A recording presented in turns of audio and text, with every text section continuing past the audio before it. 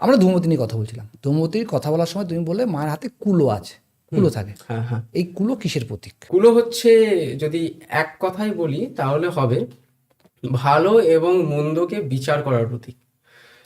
কুলো দিয়ে আমরা কি করি সাধারণভাবে, যখন বাছাই করি সেখানে দেখা যায় ধানটা রয়ে যায়, তুষটা উড়ে চলে যায়, ঠিক। বা চালটা রয়ে যায়, কাঁকড়টা চলে যায়, ঠিক। বা সেটা বাছাই করার জন্য। ঠিক।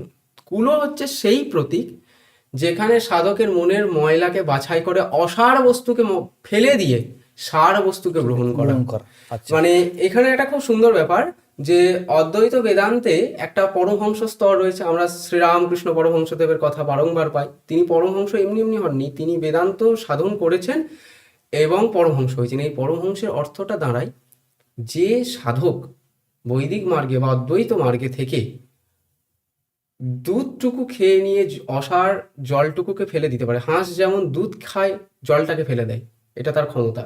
সেরকম যে সাধক এই জ্ঞানের ভান্ডার থেকে সার বস্তুকে নিয়ে অসার বস্তুকে ফেলে দেয়, তিনি হচ্ছেন পরমহংস। একদম। ঠাকুরের জীবনীতে আমরা কথামৃত পড়লেও পাই অনেক কিছু।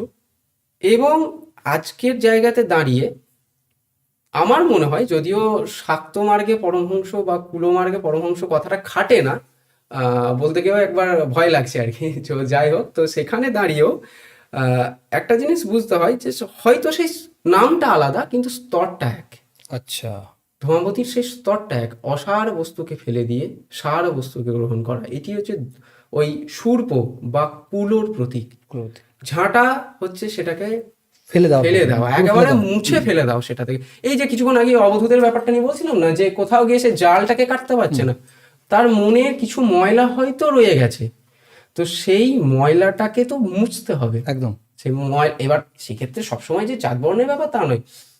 সেখানে আমার আত্ম অহংকার, সেখানে আমার দম্ভ, সেখানে আমার রাগ, সবকিছুই যে ব্যাপারটা, বা সেখানে আমার লালসা, এই যে ব্যাপারগুলো, এখান থেকে ধূমাবতী তত্ত্বের এটাই সার বস্তু যে জগতের সবকিছুই কিন্তু একটা সময়ে গিয়ে কিন্তু অসার।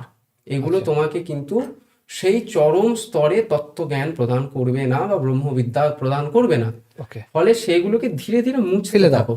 ফেলে দাও, সেটাকে বাছাই করো, আগে বাছাই করতে হবে, নাহলে ফেলতে পারবে না। একদম। তো সেই জন্য কুলো, আর তারপরে ফেলে দাও। এবং একটা বিষয় যে আমরা যেটা দেখি যে কাককে আমরা দেখি যে সমাজের খারাপ জিনিসগুলোকে সে গ্রহণ করছে। কাকের এই স্তরটাও এখানে এই কারণে তিনি কাকধ্বজ রূঢ়া। তো কাকের ব্যাপারটা এখানে একটা জিনিস রয়েছে খুব সুন্দর, যে সাধকের মনের মধ্যে যে কাক, এখানে আবর্জনা রয়েছে, কাক রূপে কাকময় মন তাকে বার করছে।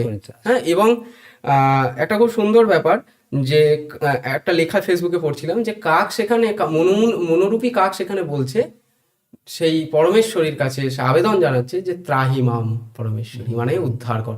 সম্পূর্ণ পডকাস্টটি দেখতে অবশ্যই ভিজিট করুন রিপন টক্স ইউটিউব চ্যানেলে।